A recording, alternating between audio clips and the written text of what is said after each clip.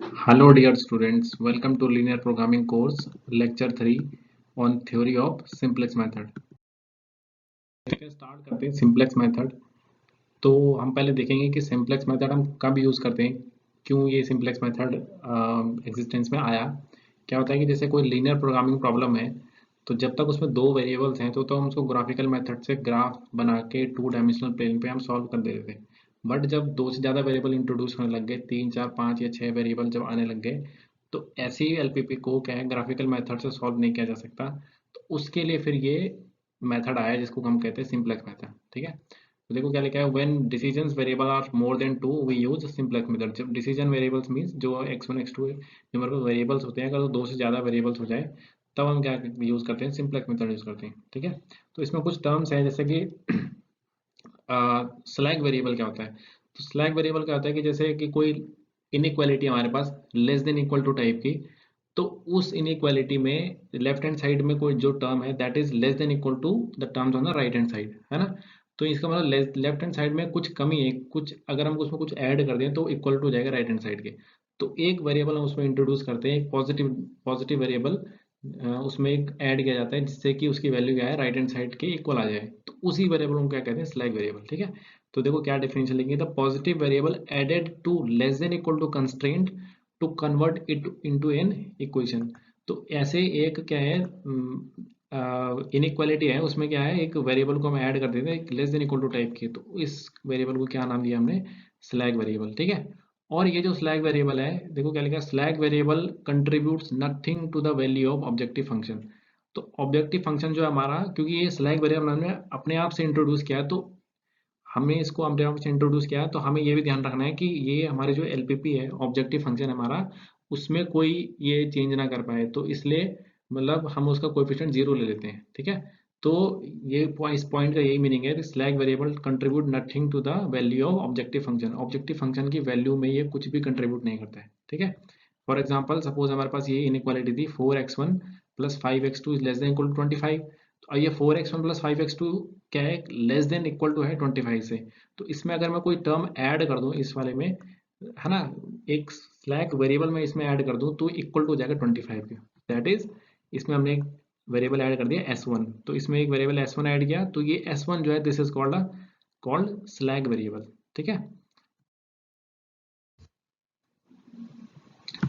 अब है देखो सरप्लस वेरिएबल। तो सिमिलरली जैसे स्लैग वेरिएबल में less than equal to type की इनइक्वालिटी थी, तो इसी में अगर greater than equal to type की इनइक्वालिटी है, तो उसके लिए क्या होगा, उसके लिए हमें क्या करना पड़ेगा, कुछ हमें सब्ट्रैक्ट करना पड़ेगा जो साइड ग्रेटर देन है। ठीक है, तो positive variable subtracted from a greater than equal to constraint to convert it into an equation. तो ऐसे वेरिएबल को क्या कहेंगे हम, सरप्लस। सरप्लस का मतलब होता है ज्यादा।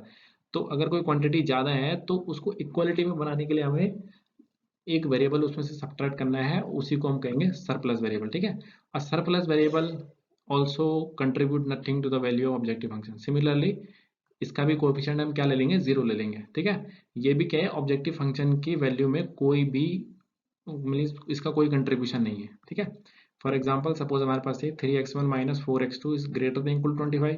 अभी जो लेस देन साइड में क्वांटिटी है दिस इज ग्रेटर देन 25 नहीं सॉरी 15। तो ये जो क्वांटिटी है ये ग्रेटर देन इक्वल टू 15 है, तो इसको इक्वल टू 15 बनाने के लिए हमें इसमें से कुछ सब्ट्रैक्ट करना पड़ेगा, है ना। तो हमने क्या करा, इसमें से माइनस s1, तो ये s1 क्या है यहाँ पे, अब ये बन गया हमारा सरप्लस वेरिएबल।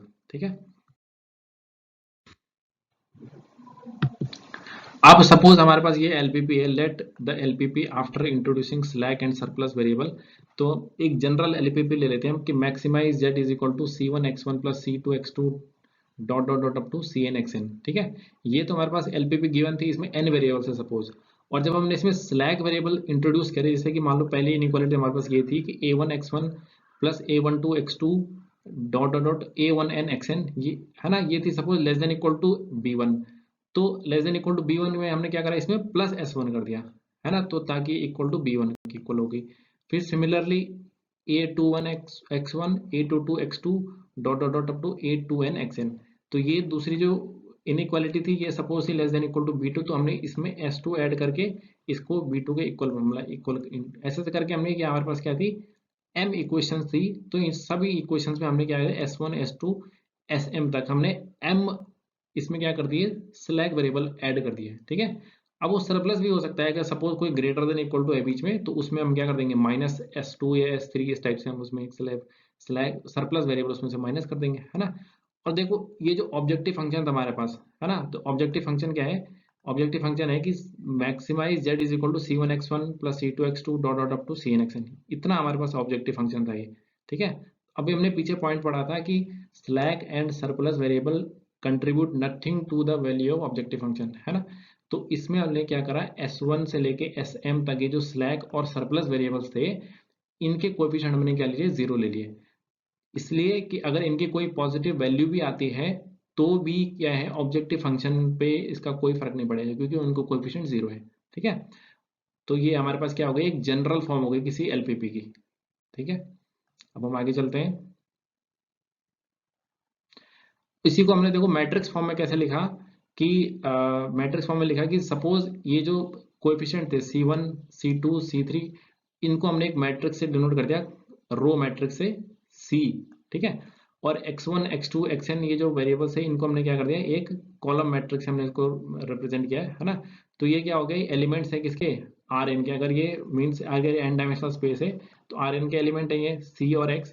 तो ये देखो एक मैट्रिक्स फॉर्म में होगा, इसी को हमने कैसे लिख दिया, मैट्रिक्स फॉर्म में लिख दिया, ठीक है। जहाँ पे ए क्या है, ए ये जो कोएफिशिएंट है मैट्रिक्स है इन ये, इसमें क्या आएगा, ए में A11 फिर A12 dot dot dot up to A1n, फिर A22 A22 A1 A21 A22 इस टाइप से करते करते ये क्या बन जाएगी, m क्रॉस n की, है ना। इसमें कितनी कितने रोज होंगे, इसमें m रोज होंगे, देखो 1 2 फिर करते करते कहाँ तक पहुंच गए, m तक आ गए। और कॉलम्स कितने आ रहे हैं इसमें, n आ रहे हैं, तो यानी क्या, a क्या हो गई, a is a m by n matrix, ठीक है। और x क्या है, x फिर n बाई 1 होगी, मीन्स n, क्योंकि कितने n क्रॉस 1 की मैट्रिक्स होगी कितने वेरिएबल हमारे पास, x के फॉर्म में x1 x2 dot dot dot xn, ये कितने हो गए, ये n वेरिएबल्स हो गए हमारे पास, है ना। और b मैट्रिक्स का ऑर्डर कितना होगा, b का होगा, बी का ऑर्डर ऑर्डर होगा मैट्रिक्स का m क्रॉस 1, ठीक है। बी मैट्रिक्स का ऑर्डर होगा m क्रॉस 1, क्योंकि b1 b2 dot dot dot कितने हैं ये, m वेरिएबल्स हैं, तो ये क्या हो गए, इसको हम कॉलम में लिख देंगे तो ये m क्रॉस 1 की एक मैट्रिक्स है। तो इसी एलपीपी को हम मैट्रिक्स फॉर्म में इस टाइप से लिख सकते हैं। अब हम देखते हैं बेसिस मैट्रिक्स क्या होती है। तो देखो अभी मैंने पीछे बताया है कि ए क्या है, एक m बाई n की मैट्रिक्स है ना। कितने के ऑर्डर ऑर्डर की मैट्रिक्स है, m क्रॉस n की।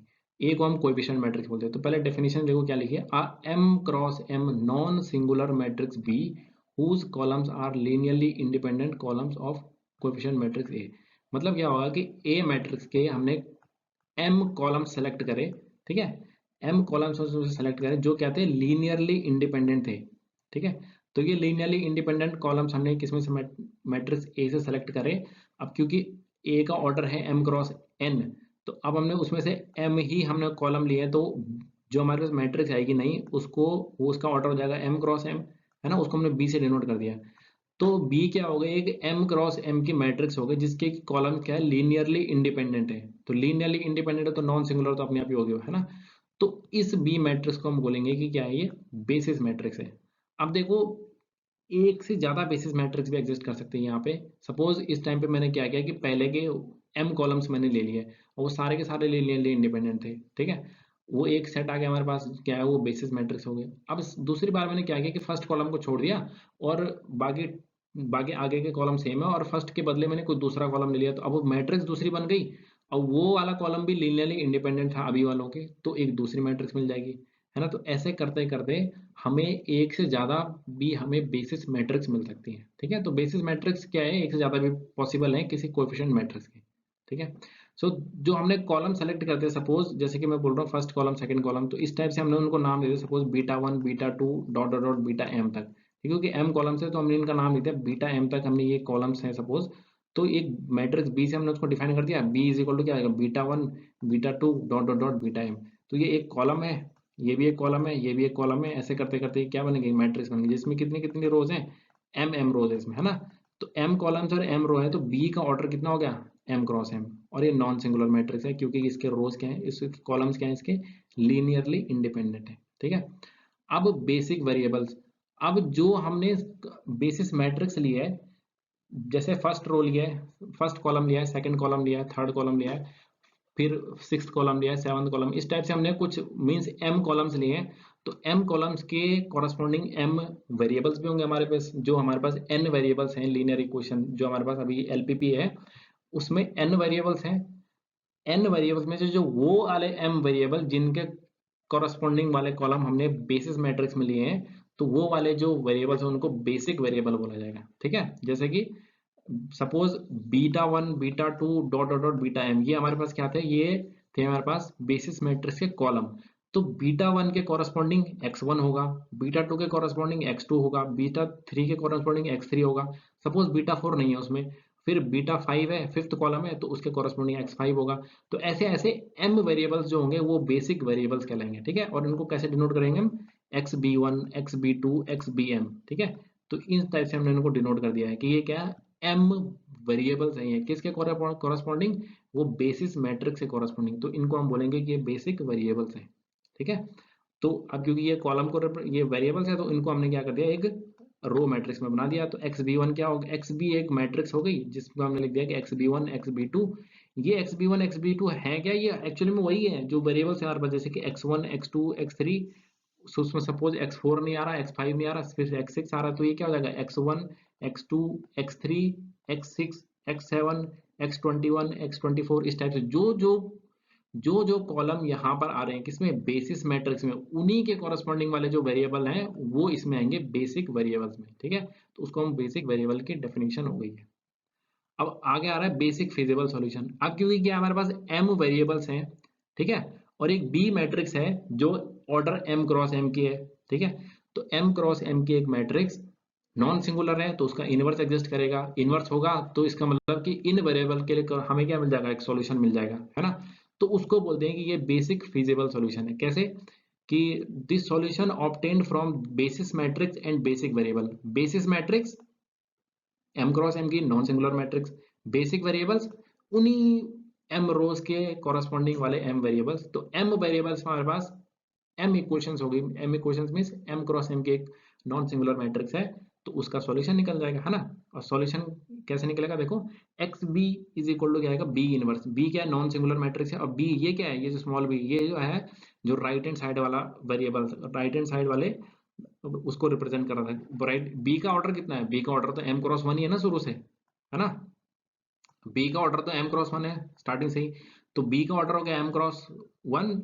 और ये बी का ऑर्डर, ये जो कैपिटल बी है इसका ऑर्डर था एम क्रॉस एम, तो इसका इनवर्स निकालेंगे तो वो भी एम क्रॉस एम का ऑर्डर आएगा, है ना।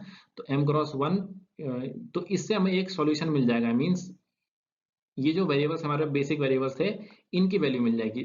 वो जो वैल्यू मिली है उसको हम कहेंगे कि this is basic feasible solution. Okay,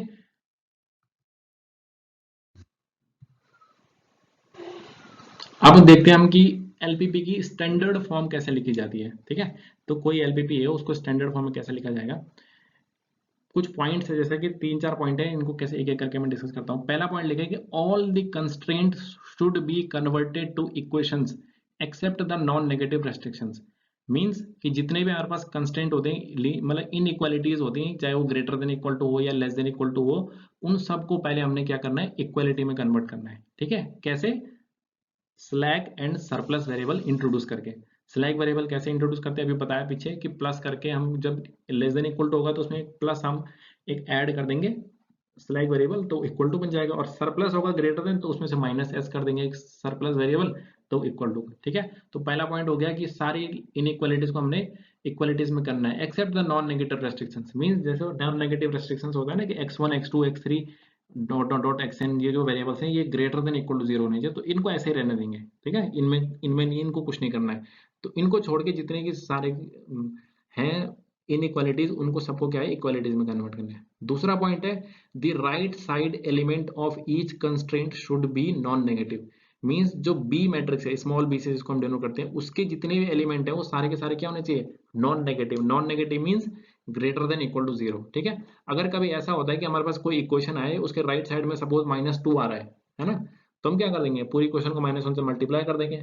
left side में कैसा भी हो, प्लस हो माइनस हो, उससे फर्क नहीं पड़ता, राइट में लेकिन सारे पॉजिटिव होने चाहिए, ठीक है, 0 या 0 से बड़े होने चाहिए सारे के सारे, ठीक है। तो अगर कभी माइनस आता है राइट साइड में, तो उसको पूरी क्वेश्चन को -1 से मल्टीप्लाई कर दें, ठीक है, तो वो कन्वर्ट हो जाएगा किसमें, पॉजिटिव में कन्वर्ट हो जाएगा, ठीक है। तीसरा पॉइंट है all variables must have non negative values, ठीक है। तो सारे वेरिएबल्स क्या है, सब वेरिएबल इस टाइप के होने चाहिए, मींस जैसे कि एक्स आई में लिखता हूँ, x i greater than equal to 0, ठीक है। चाहे वो हमारे पास जो वेरिएबल्स है हमारे पास वो हो, चाहे वो सरप्लस या स्लैग वेरिएबल हो, सबकी value greater than equal to 0 ही होगी हमेशा, ठीक है। तो ये एक कंडीशन है। सपोज कभी ऐसा आता है कि x1 and x2 greater than equal to 0 and x3 is unrestricted in sign, means उसकी वैल्यू नेगेटिव और पॉजिटिव दोनों हो सकती है। तो उसको हम देखेंगे आगे कि उसको कैसे डिस्कस करते हैं, उसको एक प्रॉब्लम के थ्रू मैं बताऊंगा, ठीक है, डिस्कस करेंगे कि उसको हम उस वाली प्रॉब्लम को हम कैसे डील करते हैं फिर, ठीक है। तो ये तीसरा पॉइंट हो गया कि सब के सब क्या है, नॉन नेगेटिव रेस्ट्रिक्शंस वाली वैल्यूज, नॉन नेगेटिव होनी चाहिए सारी की सारी वैल्यूज, ठीक है। फोर्थ पॉइंट है the objective function should be a maximization form. तो जब भी हम किसी एलपीपी को सॉल्व करेंगे तो हमेशा ऑब्जेक्टिव फंक्शन जो होगा वो मैक्सिमाइजेशन वाला ही होगा, होना चाहिए, ठीक है। अगर मिनिमाइजेशन वाला है तो उसको हम मैक्सिमाइजेशन में कन्वर्ट कर देंगे, ठीक है। कैसे कि मिनिमम, जैसे एफ एक्स, सपोज हम minimum value of function f x की निकालनी है, तो minimum value of f x is equal to negative times the maximum value of minus f x, ठीक है। हमें पता है कि जैसे मान लो कोई फंक्शन है, उसकी मैक्सिमम वैल्यू आ रही है 5 आ रही है सपोज, सॉरी मिनिमम वैल्यू उसकी आ रही है सपोज आ रही है -5, ठीक है, मिनिमम वैल्यू उसकी -5 है। तो उसी फंक्शन की, अगर उस फंक्शन की मतलब नेगेटिव टाइम्स वैल्यू ले लेंगे तो वो क्या बन जाएगा, minus times maximum value of f x, minus maximum value of minus f x. तो maximum value of minus f x कितनी आएगी, 5 आएगी, है ना। तो मैक्स, तो क्या आ गया, माइनस टाइम्स 5 आ गया। तो इसका मतलब कि जब भी हमारे पास क्या होगा कि जब भी कोई मिनिमाइजेशन वाला कंस्ट्रेंट, वो एक इन ऑब्जेक्टिव फंक्शन होगा मिनिमाइजेशन में, तो हम उसको पहले मैक्सिमाइजेशन में ले लेंगे। कैसे, हम उसको माइनस टाइम्स ले लेंगे और उसका मैक्सिमम निकालेंगे और लास्ट में उसकी वैल्यू फिर नेगेटिव टाइम्स ले लेंगे, है ना। तो वही हमारी मिनिमम हो जाएगी, समझ गए कि minus of maximum of minus f x is equal to minimum of f x, ठीक है। तो इस ये 4 पॉइंट हमें हमेशा ध्यान रखने कि ये किसी एलपीपी की स्टैंडर्ड फॉर्म है, ठीक है। पहला था कि सारे के सारे जो हमारे पास इनइक्वालिटीज हैं उनको इक्वालिटी में कन्वर्ट करना है। दूसरा है कि राइट हैंड साइड वाला जो कंस्ट्रेंट है उनको क्या है, कंस्ट्रेंट के राइट हैंड साइड वाली जो वैल्यूज हैं सारी की सारी पॉजिटिव होनी चाहिए, ठीक है। Positive mean greater than equal to 0। All variables should have non negative values, सबकी वैल्यूज क्या होनी चाहिए, नॉन नेगेटिव होनी चाहिए। और लास्ट वाला पॉइंट क्या है, प्रॉब्लम हमेशा मैक्सिमाइजेशन में ही होनी चाहिए, अगर मिनिमाइजेशन है तो उसको मैक्सिमाइजेशन में कन्वर्ट करेंगे, ठीक है।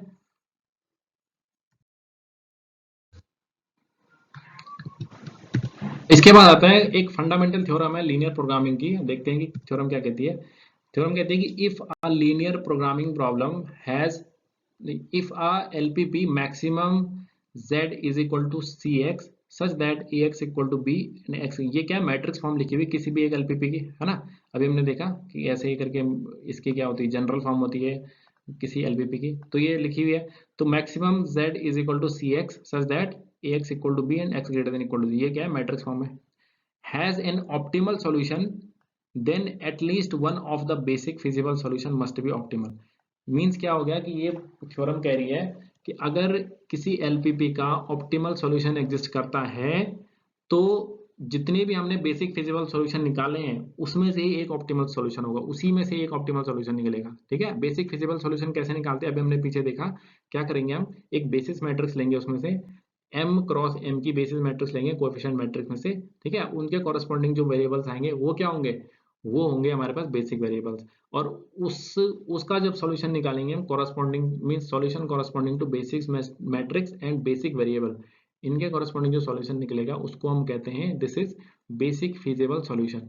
और ये थ्योरम कहती है कि ऐसे से हम देखो बेसिक फिजिबल सॉल्यूशन क्या है, अभी मैंने पीछे बताया था कि एक से ज्यादा बेसिस मैट्रिक्स एग्जिस्ट कर सकती हैं, ठीक है।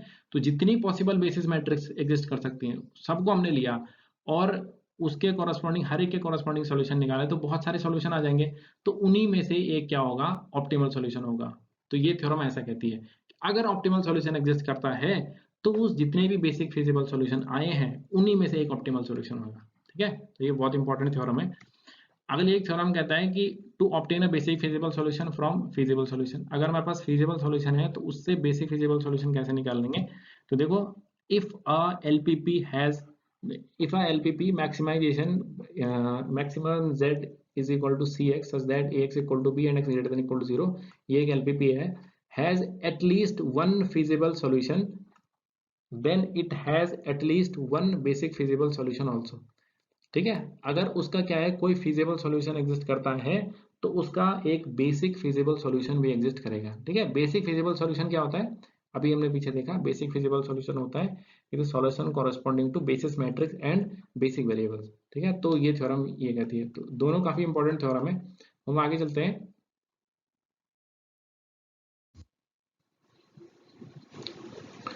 देखो अब है ऑप्टिमलिटी की क्या कंडीशन है, मींस कि कोई सॉल्यूशन जो आया है, बेसिक फिजिबल सॉल्यूशन जो है वो ऑप्टिमल कब हमें पता चलेगा कि ऑप्टिमल है या नहीं है। ठीक है, तो उसकी क्या कंडीशन है, तो इसके लिए हम देखो सिंपलेक्स टेबल के थ्रू वैसे इसको हम डिस्कस करेंगे आगे, पर अभी मैं इसकी थ्योरी बता देता हूँ, फिर हम जब क्वेश्चंस प्रैक्टिस करेंगे तो वहां पे ज्यादा डिटेल में ये चीज समझ में आएगी कि एक्चुअली में इसका मीनिंग क्या है।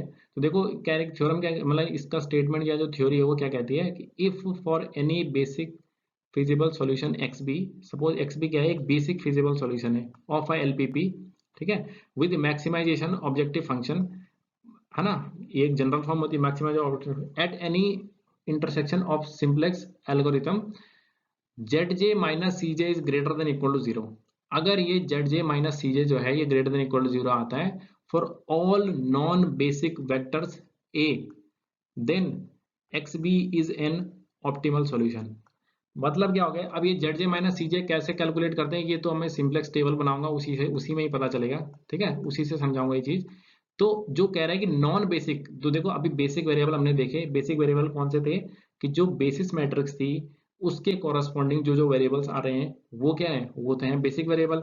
पर बेसिक वेरिएबल के अलावा जो बच गए वेरिएबल्स उनको हम कहेंगे कि क्या है, नॉन बेसिक वेरिएबल्स हैं। ठीक है, तो नॉन बेसिक वेरिएबल्स के कॉरस्पॉन्डिंग जो वेक्टर्स हैं मतलब कॉलम्स हैं उनको बोलेंगे नॉन बेसिस वेक्टर्स हैं। ठीक है, ऑफ ए।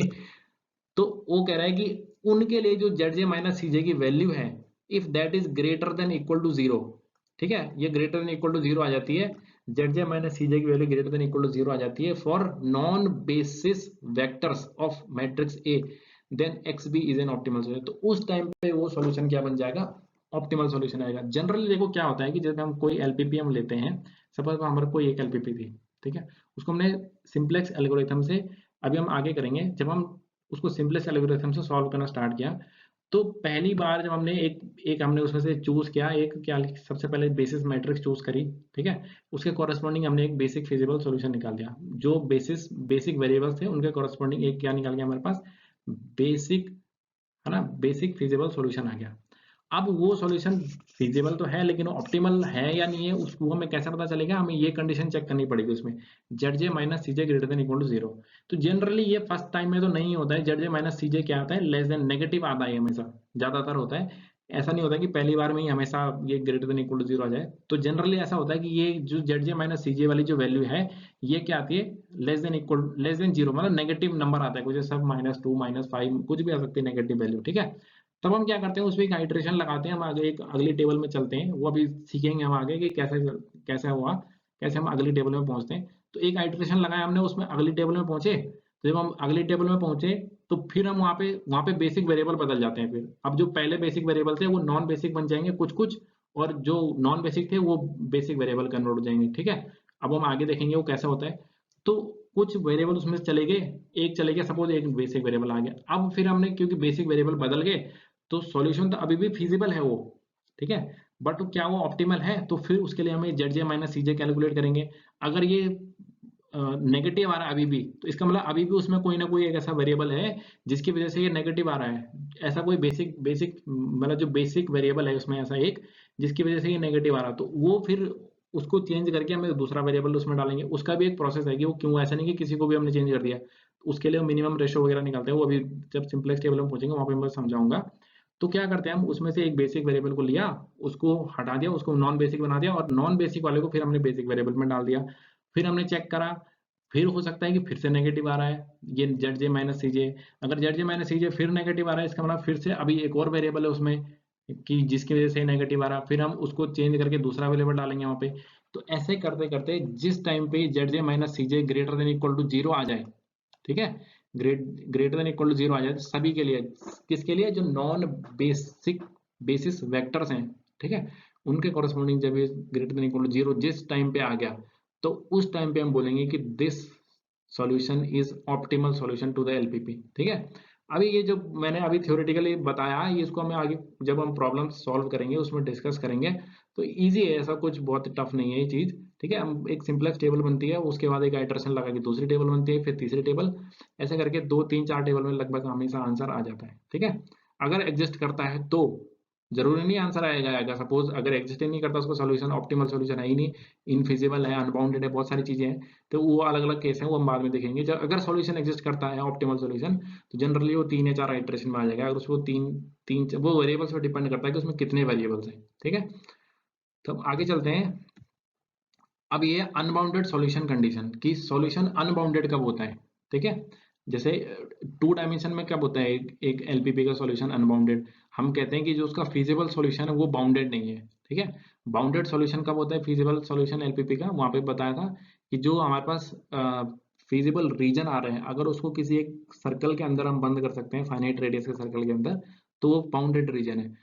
लेकिन अगर ऐसा पॉसिबल नहीं है तो हम बोल देते हैं कि ये क्या है, ये एक अनबाउंडेड रीजन आ रहा है इसका, और अगर वो मैक्सिमाइजेशन की प्रॉब्लम होती तो उस टाइम हम क्या कहते थे कि this LPP has a means unbounded solution आ रहा है इसका। ठीक है, बट यहाँ पे क्या है, सिंपलेक्स में हम आ चुके हैं अब, वो ग्राफिकल वाला वहाँ पे खत्म हो चुका है मामला, वहाँ पे 2 वेरिएबल्स तक था वो बस।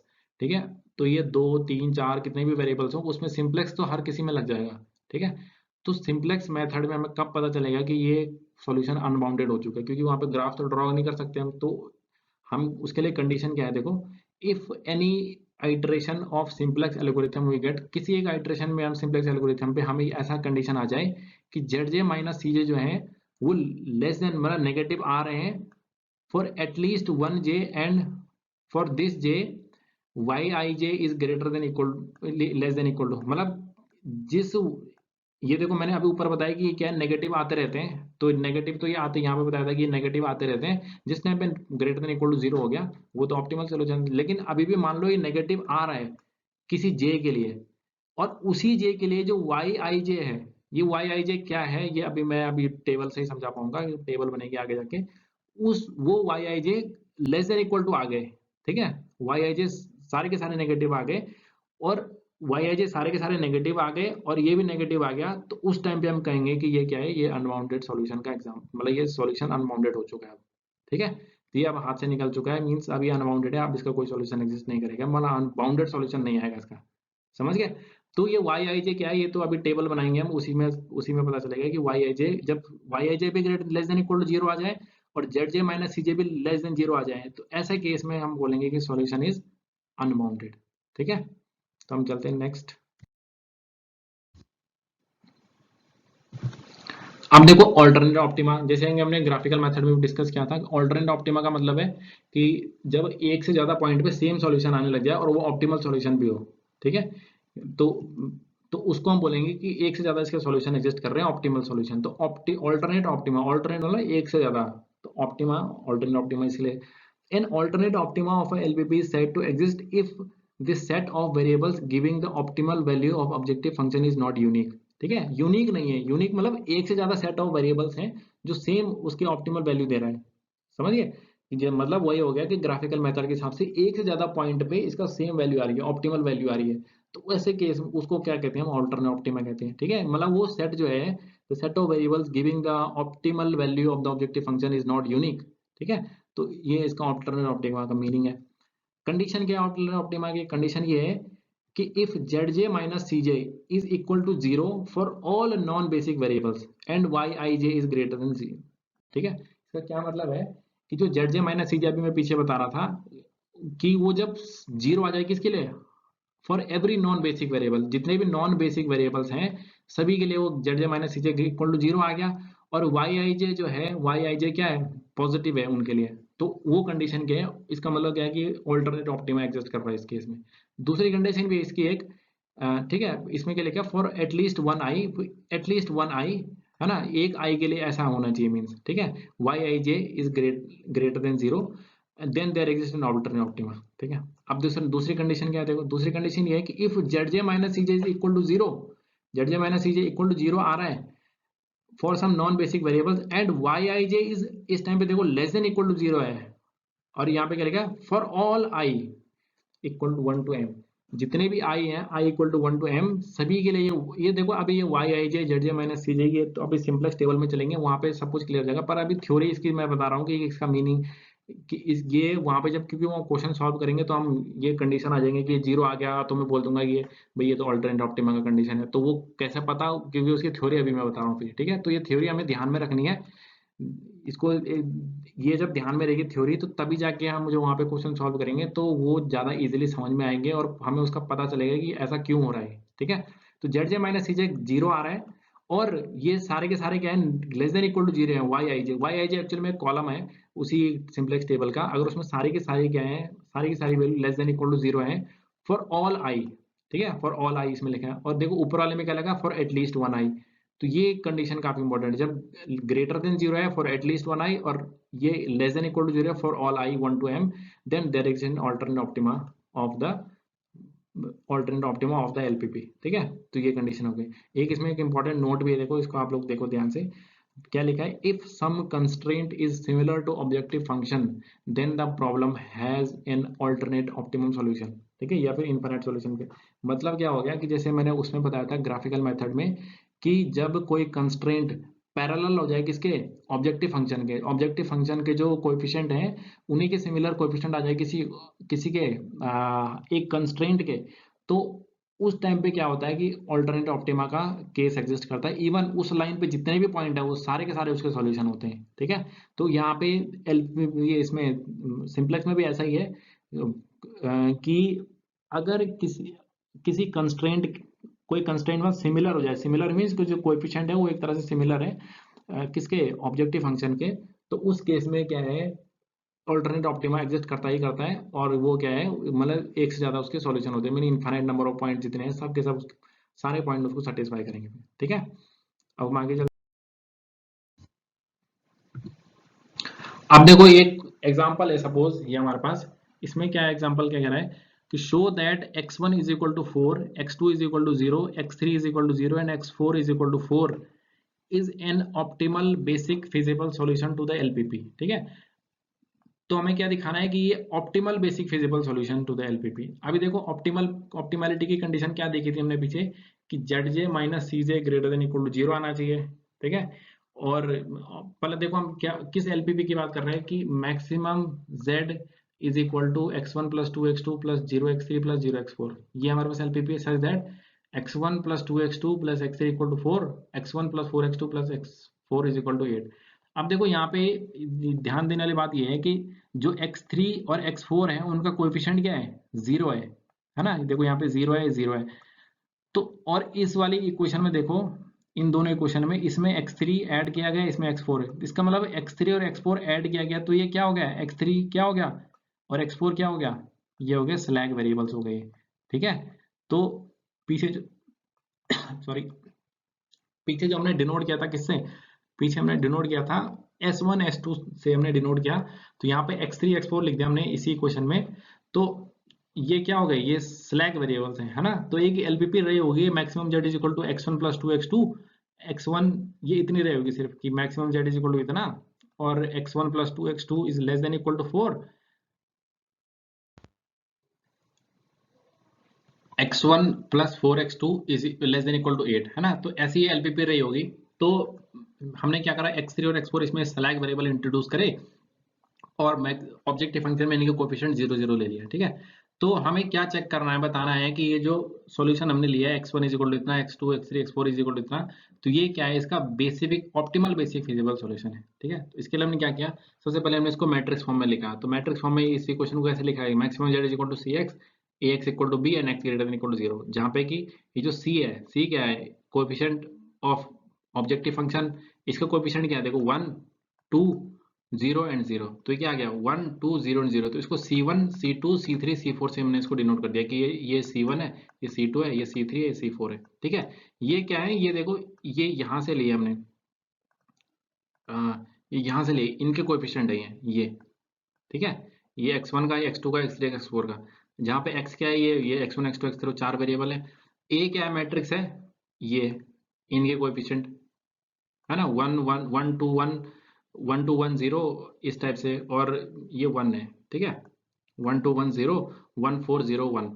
और b क्या है, b जो है ये राइट हैंड साइड में जो होता है ये, है ना, ये जो है ये 4 और 8, ये हो गया b, ठीक है, मैट्रिक्स फॉर्म लेंगे सबसे पहले। अब इसके बाद क्या करा, अब देखो हम क्या करते हैं, अब देखो हम देखते हैं कि कैसे कैसे सॉल्व करें। सबसे पहले देखो, let the basic solution feasible solution भी एक्स बी, तो एक्स बी से हमने बेसिक फिजिबल सॉल्यूशन को डिनोट किया। हमें गिवन था कि x1 is equal to 4, x2 is equal to 0, x3 is equal to 0 and x4 is equal to 4।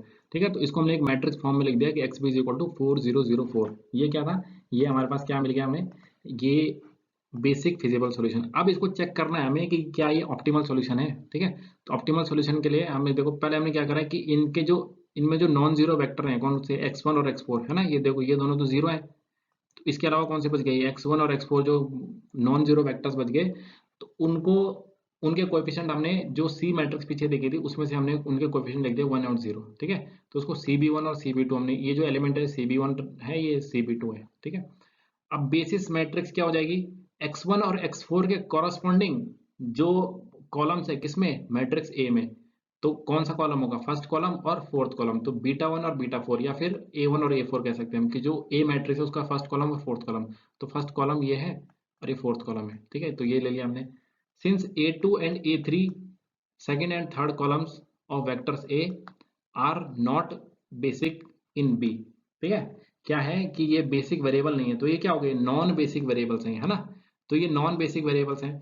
तो नॉन बेसिक वेरिएबल, अभी हमने देखा कि नॉन बेसिक वेरिएबल के लिए क्या चेक करना पड़ता है हमें, हमें चेक करना है कि नॉन बेसिक वेरिएबल्स के लिए क्या ZJ माइनस CJ जो है वो ग्रेटर देन इक्वल टू 0 आ रहा है या नहीं। ठीक है, यही तो ऑप्टिमैलिटी की कंडीशन थी ना, तो we will compute Z2 minus C2 and Z3 minus C3। ठीक है, अभी बताया ZJ माइनस CJ, तो J क्या है, उस कॉलम को रिप्रेजेंट करता है जो नॉन बेसिक कॉलम्स है या नॉन बेसिक वेरिएबल्स के कॉरस्पॉन्डिंग है। तो इसमें नॉन बेसिक कौन कौन से हैं, सेकंड और थर्ड, तो हम इसलिए Z2 माइनस C2 और Z3 माइनस C3 कैलकुलेट करेंगे। ठीक है, तो पहले हम देखेंगे कि Z2 कैसे आता है, Z2 इज इक्वल टू होता है CB इंटू X2, और Z3 होगा C3 into X3, CB into X3। ठीक है, तो ये चीजें हमने देखनी है कि ये कैसे कैलकुलेट करें, तो अभी देखो इसको कैसे करते हैं कैलकुलेट।